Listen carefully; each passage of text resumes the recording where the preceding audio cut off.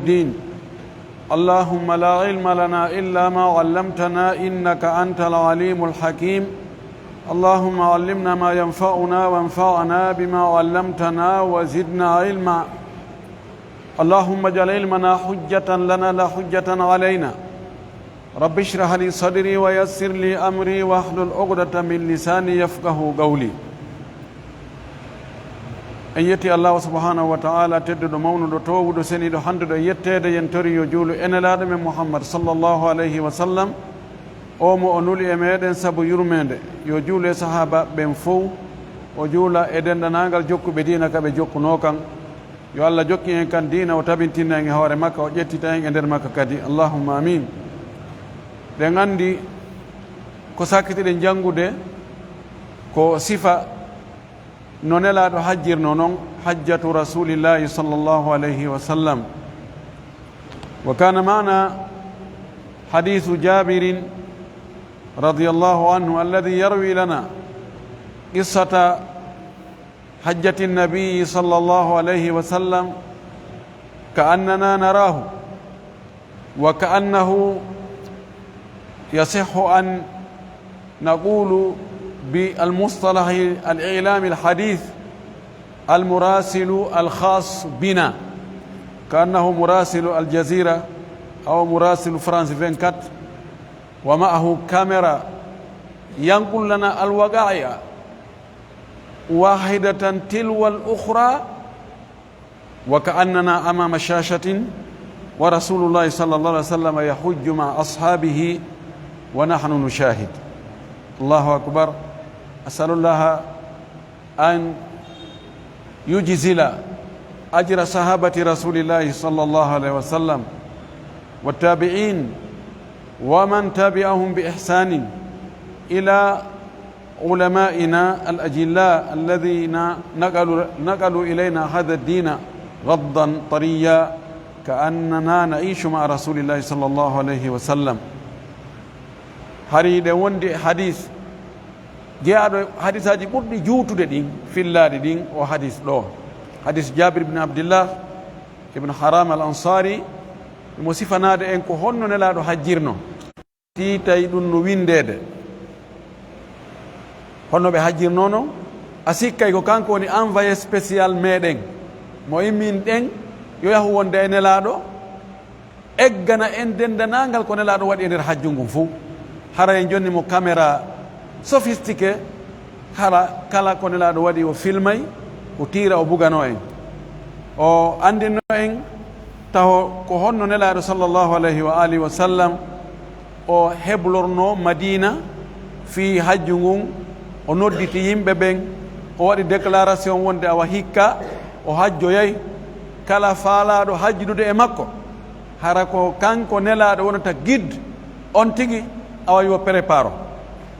yewtono on ɗum yimɓe ɓen immori cenɗe fof immi ka fulasoji ka misiddaji ka koɗoli ka caoy waɗɗiti koy foppo ari moɓoniri madina on tumati ɓe fokkiti ɓe ari ha ɓe hewtoyi ka wiyete dul hulayfa on tumati sonnajo aboubacre wiyeteɗo asma on o jibini ɗon mouhammad ibne abi bacre nelaɗo men sallllahu alayhi wa sallam naati ka juulirde juuli o yalti o waɗɗi ngeloɓe makko wiyete alkaswa ɓaawo fotodiri e mabba o yahi ha o hewti ka henere on tumati o yeƴƴitori tele nanowo ñamowo yeeso ɓaawo foppugo dendengere yimɓe on tumati o nooti labbayk allahumma labbayk labbayk la sharika laka labbayk inna alhamda wanni'mata laka walmulk la sharika lak. yimɓe ɓen fof kadi nooti ɗum ɗon ɓe immi ɗon ɓe yehi ha ɓe hewtoyi ka suudu kaaba o sifanno en ko honto ɓe natirno e nder makka on ko kuda ko ɗon ɓe natirno ɓe ka laawol taw ɓe fotti ali radiallahu taala anhu himo yuri yaman o nelaɗo landi ko honɗum o anni kanko ko hajju honɗum o naatiri o wi ko nelaɗo makko nelaɗo Allah ko naatiri o kankadi ko ɗum o naatiri. On tumati ɓe yahi ɓe naati yo ka o gayni umra on ɗon yo meko ma o fembo o waɗa tahallulu o itta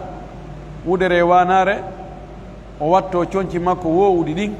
hatuma hewti fewdo ka hajjeteɗon wonande kala mo addorano neldari. Amma addorɓe ɓen ɗo laawiki hande kadi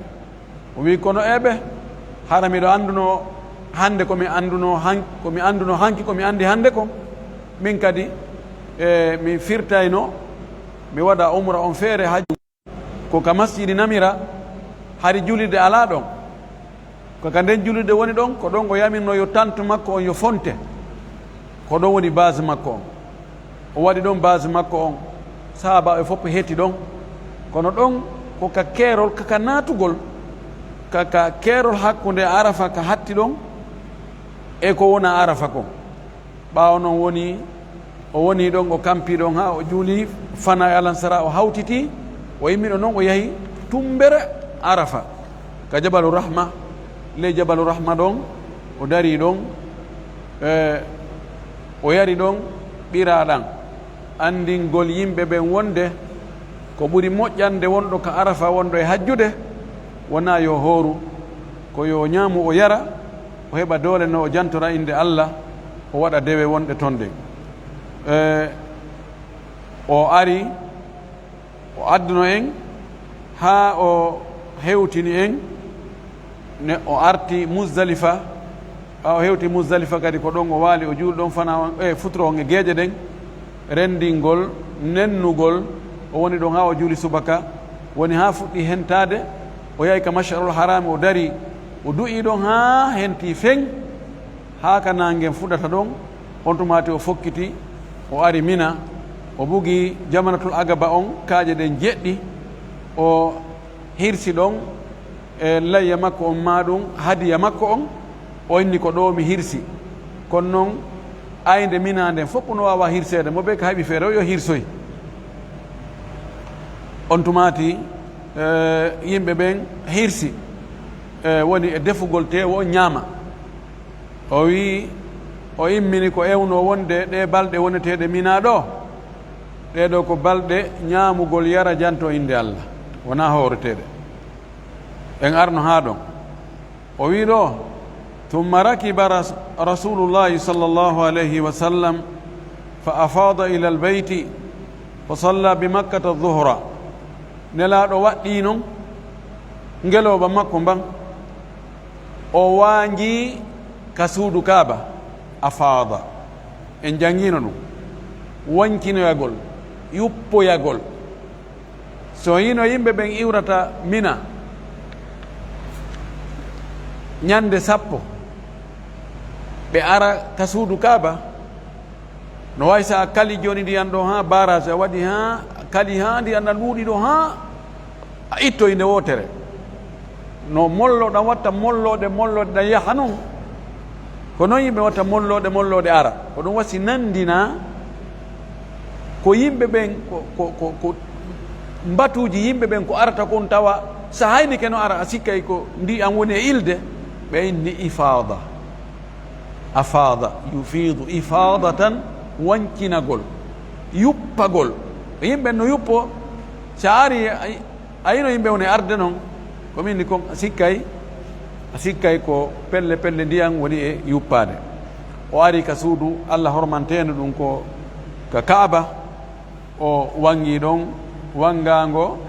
hajju ngon no wiye tawaful ifadati no wiye tawaful hajji no wiye tawafu ziyara inde tati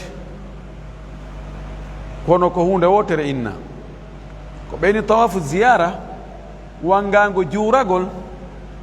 waɗi yimɓe iwino gila ñande 7 ɓe yaltino Makka ɓe yahi nde ñande Mina ɓe woni toon ñande 7 ñande 9 ɓe yahi Arafa ɓe ñalloyi toon ɓe arti ɓe wali Muzdalifa weeti ñande 10 ɓe ari Mina fayin ɓe ɓukki jamarara ndun ɓe wayri suudu Kaaba har aɗo 7 on ari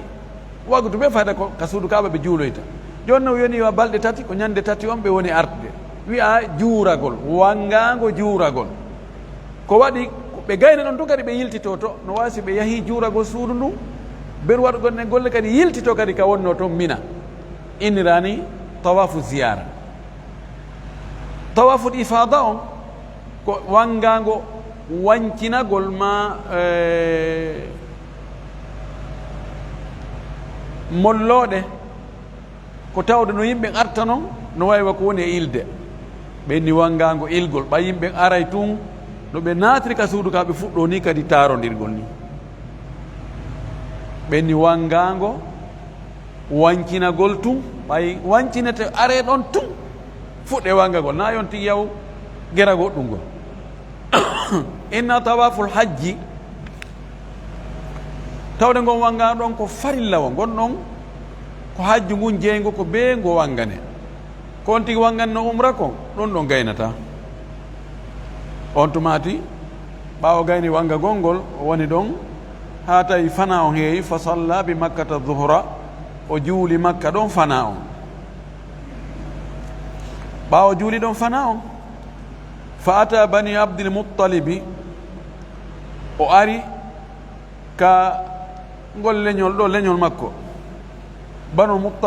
banul muttalibi koye leñol ngol o jeeyangol e mum o ari o tawi ɓe yaskuna hiɓe yarna ala zamzam ka ɓundu zamzam ka biɗu zamzam hiɓe ƴooga ɗon yarna yimɓe ƴooga yarna yimɓe ko kamɓe halfinano sigaya yarnugol hajjiyankoɓɓen teddule ɗen makka fi yanganagol hajjiyankoɓɓen hiɓe senduno hakkude gori ɗin woɓɓe jonna saabiwal suudu kaaba no nde suudu kaaba no sotte wo ko kamɓe jogii saabi on kamɓe addata saabi on sotta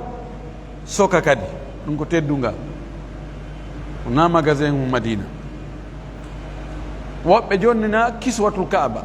holtingol suudu kaaba noon ko yiyetenno ɗon no ɓawli ko coñci kamɓe ño'ata ɗum ɗon kamɓe addata kamɓe kadi ɗum ɗon ngal teddungal ɗon ko kamɓe jogii woɓɓe halfina yarnugol ngol kala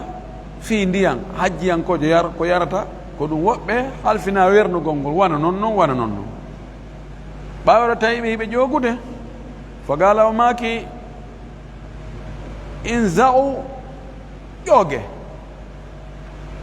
bani abdulmuttalib ay ya bani abdulmuttalib kono yo ɓiɓɓe abdulmuttalib ƴooge yarnon ƴooge yaron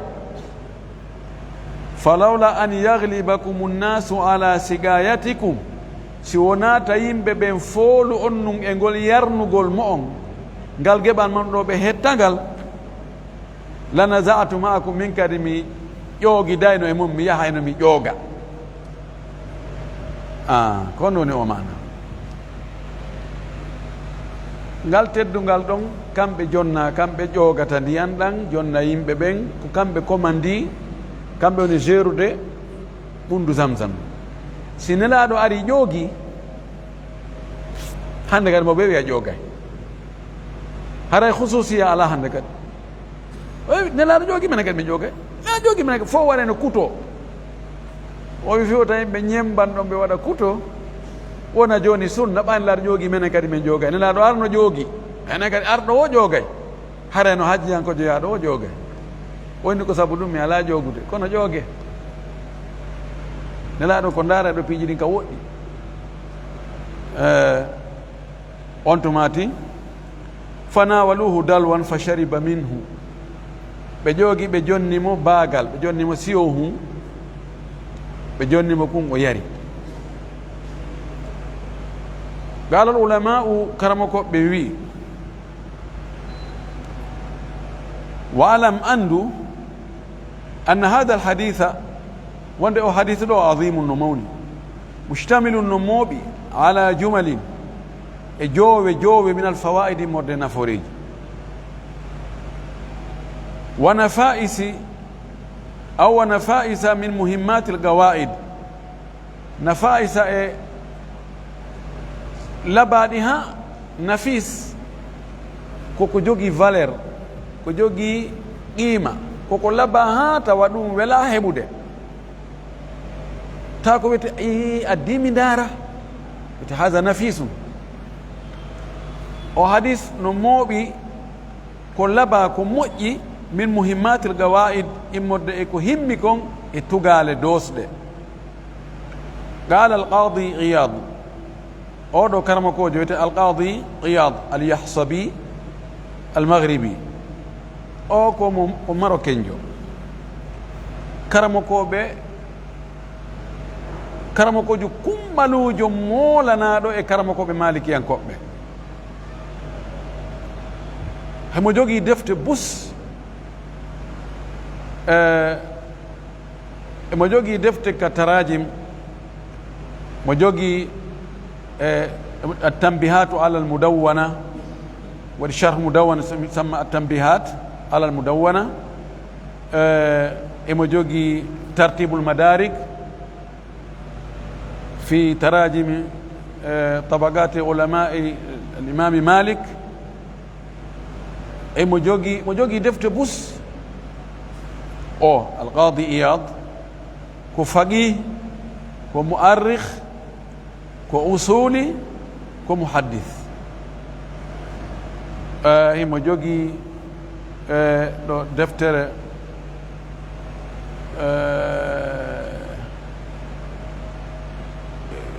حقوق المصطفى فنون عندما يرون لا إله إلا الله جوجي دفتر في andingol haqqeji nelaɗo ɗin wondi e hoore men ko no honno hannden teddinide nelaɗo deftere labande o wi qad takallama annasu ala ma fihi min alfiqhi wa aktharu o yimɓe ɓen yewti ko woni e nder o hadisi ɗo immodde e fiqhu faamuji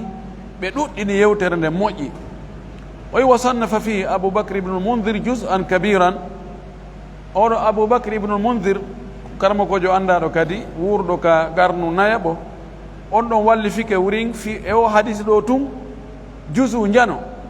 moɓidir ɗum deftere jande akhraja fihi min alfiqhi 150 naw'an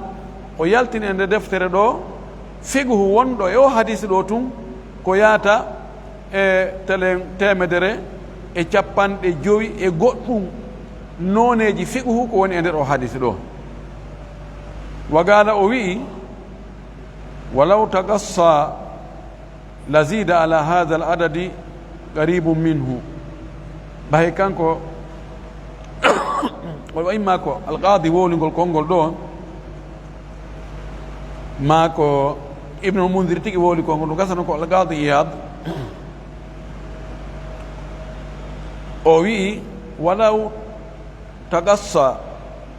si tawi ɗaɓɓitirama gotum gotum tagassi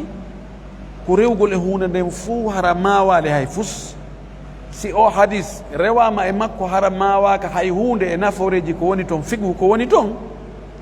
o wi lazida ala hada al adad ɓeydoto e hoore nde limore ɗo o temedere capanɗe joyi e goɗɗum qaribu min ko ɓatti waɗum kadi fayda yaltoya teme tati قالوا بيني كم بكرم كوبي وفيه نوع حديث دو دلالة كتندينتا على أن غسل الإحرام أو غسل الإحرام سنة للنفساء والحائض ولغيرهما بالأولى نوع عندنا حديث كتندينتا وند حرمنا نو حج ما عمره لو تغونغول كسنة ونند جبيندو ما دون سنة فيليدو e woɓɓe goo ɓe wona ɓeeɗo ɗen ɓuri handude mum sinnama sonnajo fiiliɗo yo looto e hoore no anda kanko na o place laaɓal fewndo ɗo sonnajo wonde ƴiñam fiilayeru yani wona o laaɓuɗo fewndo ɗo laaɓal fii dewal ko noon sonnajo jibinɗo si ɓeeɗo innama yo looto haray handuɗo e lootade ta so lootike o laaɓay ngal laaɓal ɗo ngal konte ko on ɓuri hanude e muɗum ka no way joni wasi tawi mo ala e juulude jogiɗo ngan to juulgo innama yo salligo haray mo julde waɗɗi on kan na wiyete itte sikke ko ɗum o faala en wiide ɗo wa ala istihfari lhaidi wannufasai hadis o no tindina wonde sonnajo fiiliɗo ma jibinɗo sihimo hajjude yo waɗu coton e makko istihfar ko waɗugol farta ko turugol waɗugol goɗɗum ka awra mum ko kalata goɗɗum yaltugol istihfar ka lasli ko farta taarifuna ma farta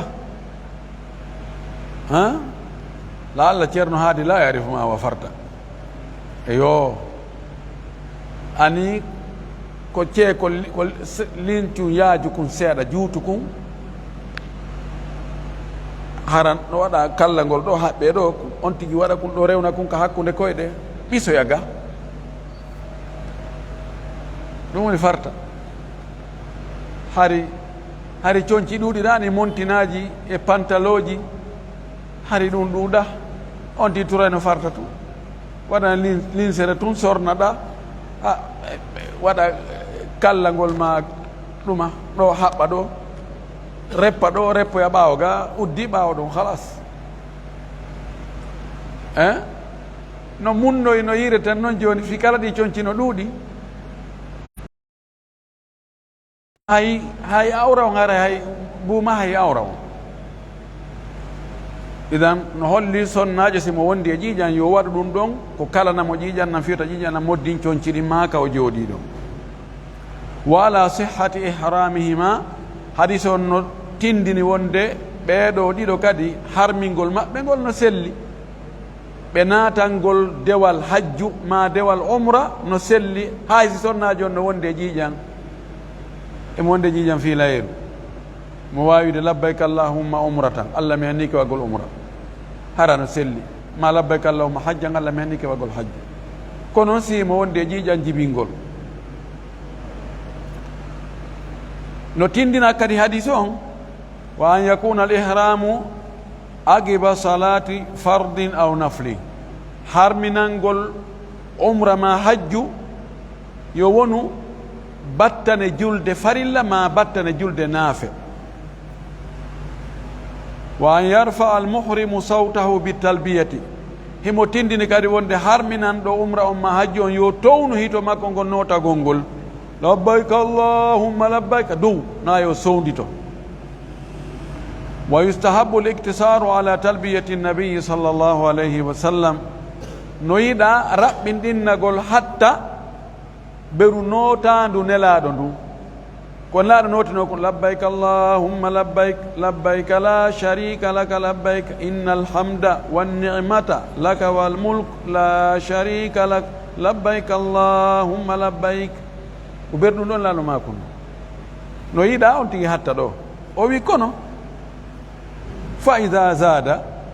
fala basa so ɓeydoyi goɗɗum ɗon e du'aji goo konnguɗi moƴƴi hara e ella ala sabu fagadi zada umaru ɓeyduno o wi e nder ton labbayka dha nna'amai walfadli lhasan labbayka marhuban minka wa marhuban ilayk o wattuno ɗum ɗon labbayka mi notikema dha nna'amai ko an yo jon nemaji walfadli e ɓural alhasani moƴƴal labbayka mi notikema marhuban minka ko a hulaɗo wa marhuban ilayka ko a rerɗaɗo faade e mum allah himo hulɓini himo yiɗa ko waɗi himo jogii nemaji mo jogii lette ɓe hula lette ɗen ɓe ɗomana nemaji ɗin ka o watti ɗum ɗo o wi wa annahu e ko hani andugol kon yambagi no hanani lil haaji wonande alhajjijo wonde hajjowo alqudumu awalan ila makkata o argol aranum taho makka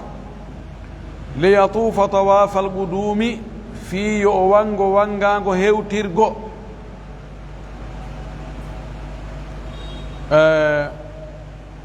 لا مسكي وأنه ينبغي للحاج القدوم أول إلى مكة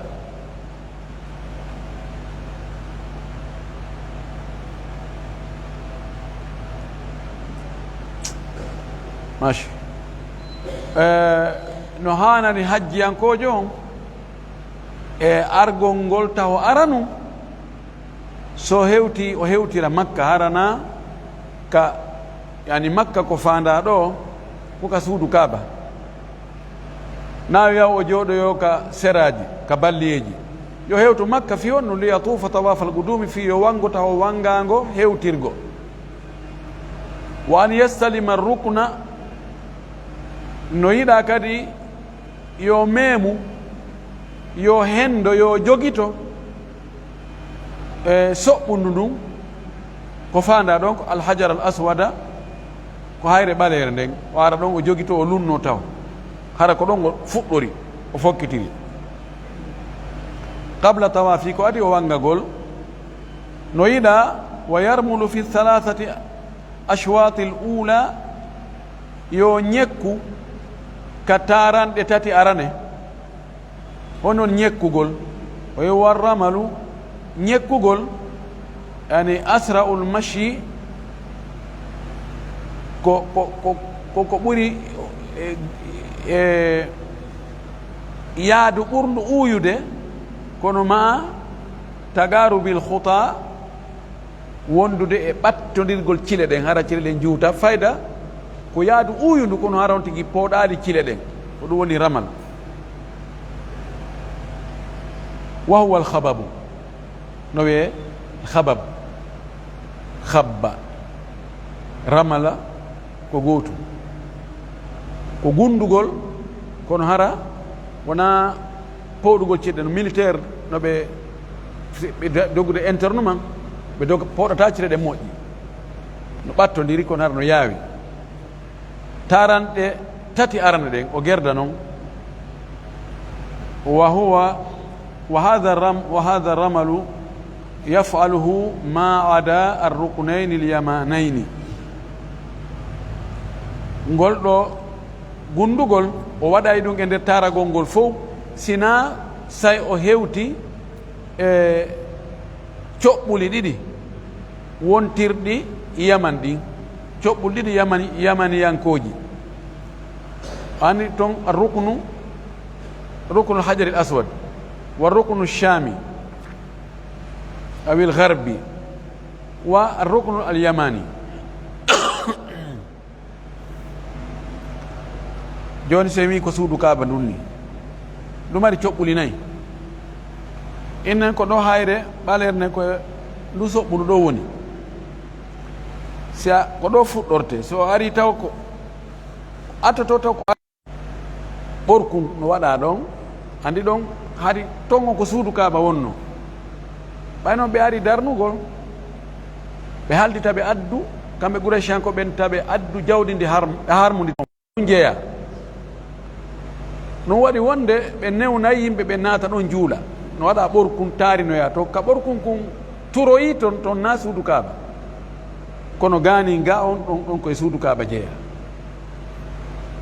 luɗo ɓeyna ruknu الشامي ركن حجر الأسود ركن الشامي مع الغربي ndur o rukunu ɗo ko ɗo ɓena rukunul yamani ɗo kadi ka memete kono nayonti lunno joni noon ɗiɗo ɗiɗi ɓay fuu yaman ko ga wontiri ɓe ƴettiri ni ɓe inni ko rukunanil yamaniyani wonsan rukunul yamani ko nduɗo andira rukunul yamani so on tigi imi ɗo mo hewtude ko hakkuno ɗo on tigi janggata rabbana atina fi dunia hasanatan wa fil akhirati hasanatan qina adhaban nar tayib so on tigi waɗi ɗum thumma yamshi arba'an o seppa noon ɗeya taralle nayyi ɓenna lefuuji nayyi ala adatihi e aada makko no wowi yaarude noon wa annahu no kanko ya'ti ba'da tamami tawafihi wonde neɗɗo o ɗo wonɗo e wangade o aroyay ɓaawa o gaynugol wangagol makko ngol o aroya e magama ibrahima o ara ka darorgal annabi ibrahima wa yatlu o janga ɗon wattakhidhu min maqami ibrahima musalla o janga on aya o gay noon wara juula ɗo dar ɗiɗi o wi summa yaj'alu lmaqama baynahu wa bayna albayti o waɗa darorgal annabi ibrahima ngal wona hakkude makko e suudu ndun yani wontira ɓaawo magama ibrahima on so wontiri ɓaawo magama ibrahima on aray magama ibrahima lombike hakkude makko e suudu ndu wa yusalli raka'atayn o juula ɗon darɗe ɗiɗi tawa ɗum ɗo fof ça dépend e possibilité on hada kulluhu ala hasabi l imkan kosi no newi e sa'aji buy si on tigi ari taway ko wiɗo ko wiigol a gunday ɗiya tati a wawata aray no ɓiƴi ko na fayɗa wonde naɓude hoorema no wawi wa ko maayo bogodirta yaa wonde daroɗo ngon fof ɗo gaɗa ɓiraka aya woɓɓe no ɗumanno ɗon ni memmino haɓɓito doga e ɗon ana no dari nokku gotu ya heeɗa ɓiraka mi si tawi ko impossible terta la yukallifu llahu nafsan illa wus'aha wiigol aray fuɗɗora ka hayre ɓalere taw ara jogoro taw lunno noon si feƴƴa sa aji goo haray kara haynota ɓe a ko hayre nden woni to sa wi a feera yimɓe ɓen ɗo ha hewtoya ko lorrata kon ɓuuray ko naftorta kon